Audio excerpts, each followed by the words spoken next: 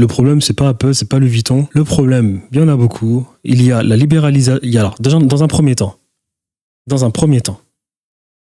si on peut en parler en une seule minute, il y a l'extrême libéralisation de tous les secteurs importants de France. Quand on libéralise des secteurs et que derrière, vous avez des gens qui ont bien plus de capitaux que 90% d'un marché, il ne faut pas s'étonner qu'il y a des monopoles et que ces personnes ne vont pas se gêner de faire l'offre et la demande.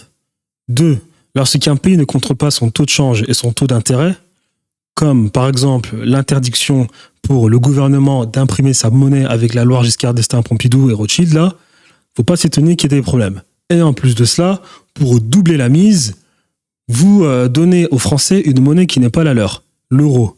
L'euro n'est absolument pas en corrélation avec la réalité de l'économie en France. Ok. Ensuite, vous pratiquez une forme de libre-échange.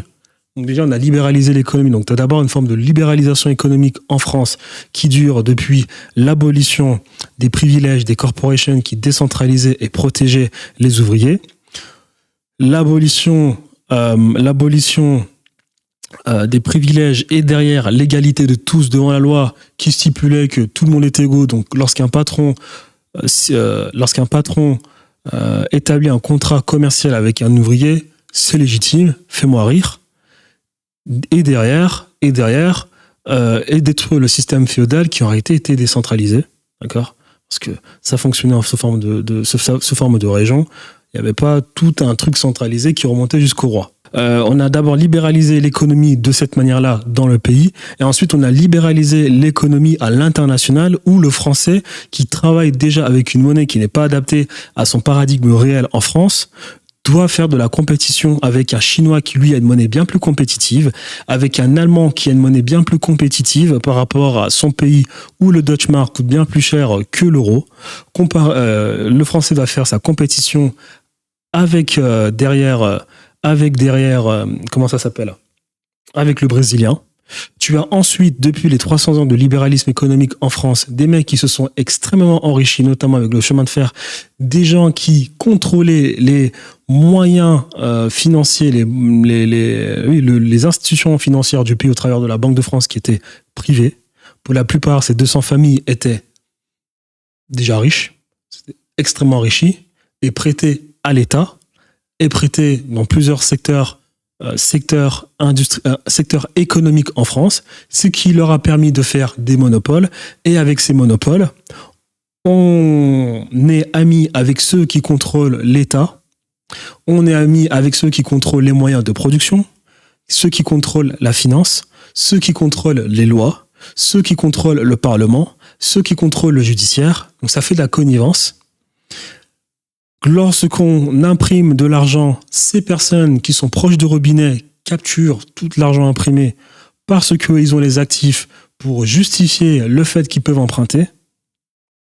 Donc, une autre connivence, c'est comme ça, derrière, qu'on a des personnes qui deviennent de plus en plus riches et des personnes qui deviennent de plus en plus pauvres.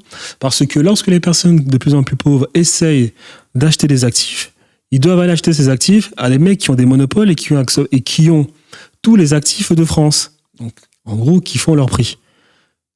C'était rapide comme analyse. Maintenant, il faut entrer en profondeur sur chacun des points que j'ai abordés. Et c'est comme ça que tu te retrouves avec une explication sur l'inflation en France qui appauvrit tout le monde. Ces industriels qui ont les monopoles, ces 200 familles, ces personnes qui détiennent la dette française, ces personnes qui ont créé de la dette étatique, ces personnes qui ont créé des monopoles sur les 300 dernières années en France, ces personnes qui ont financé des guerres, ces personnes qui sont proches du pouvoir politique, ces personnes qui veulent toujours faire du profit, ces personnes qui ont appris de leurs erreurs durant mai 68 savent pertinemment que le chômage et l'inflation est ce qui leur permet de faire plus de profit et leur moyen principal, leur levier principal pour continuer en quelque sorte de cadenasser les gens, les travailleurs, et que tout continue de bien se passer pour ces personnes qui détiennent les monopoles. Voilà. Maintenant, sur tout ce que j'ai dit, tu peux entrer en profondeur sur chacun des points et aller plus en profondeur, bien analyser, voir tous les phénomènes qui se sont passés sur les 300 dernières années en France et à l'extérieur, en fonction en France et à l'extérieur, parler de libre-échange à l'international et de libéralisme économique dans le pays.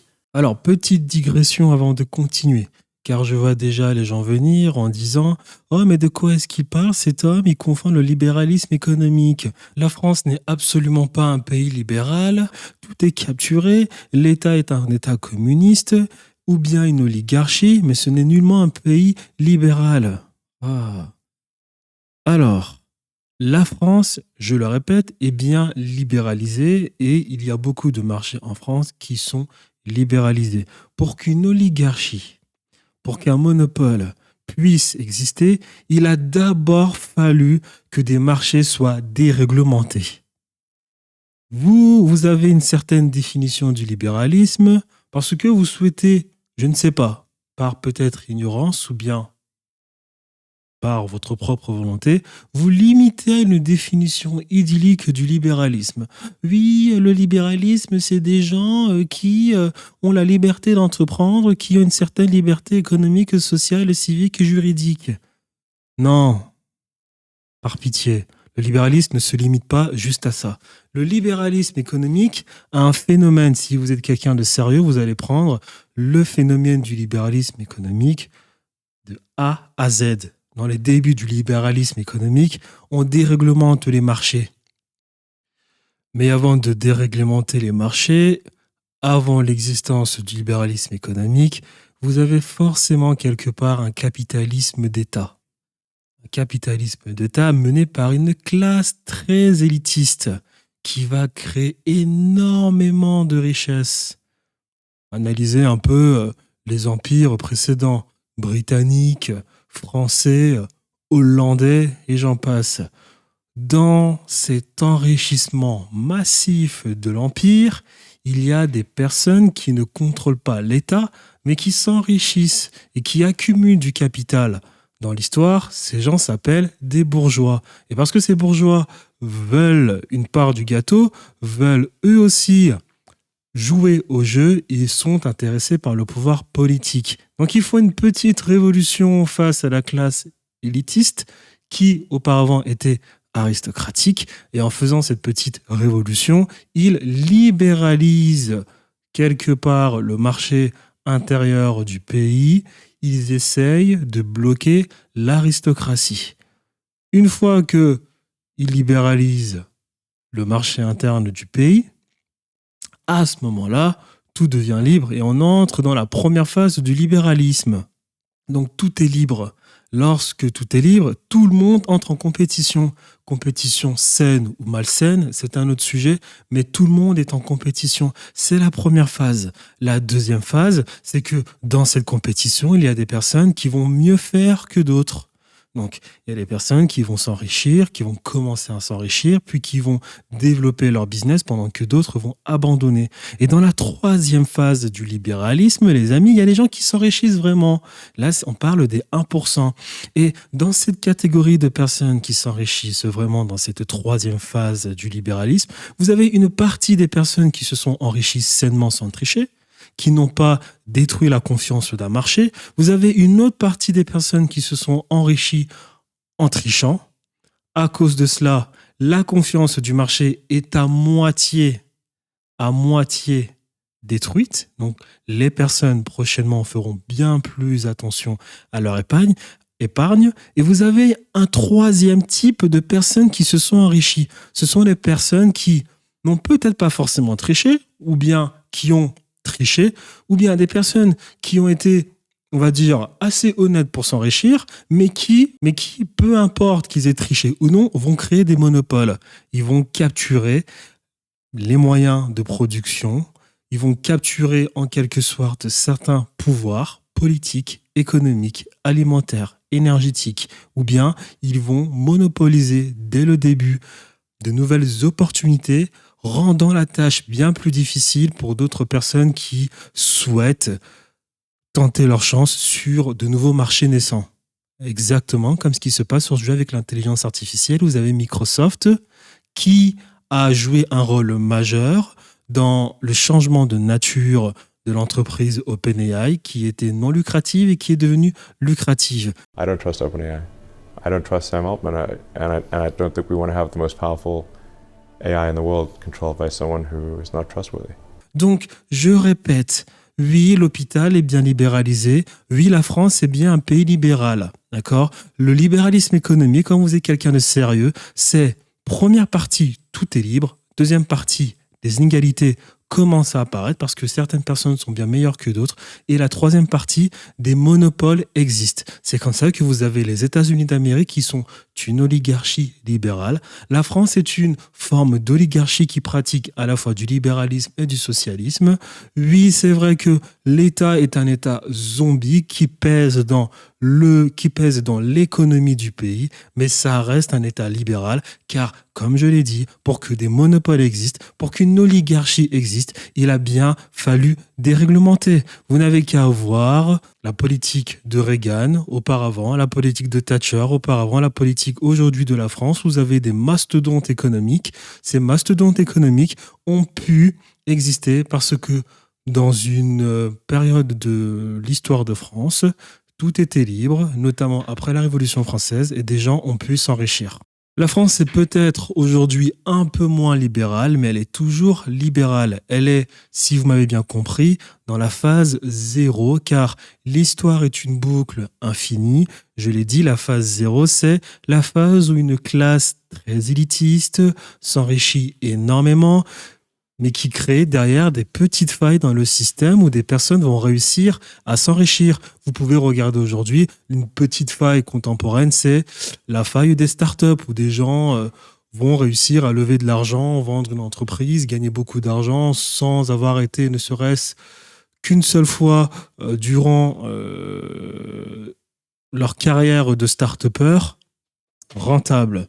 C'est peut-être difficile pour vous aujourd'hui de vous enrichir, mais il y a quand même des gens, ça ne l'est pas pour tout le monde, il y a quand même des gens, peut-être très peu, qui réussissent quand même à s'enrichir. Et vous verrez que ces personnes, au bout d'un moment, moi je le vois tous les jours aujourd'hui, car je suis dans l'entrepreneuriat et je vois des entrepreneurs qui ont entre 30 ans et 50 ans s'enrichir.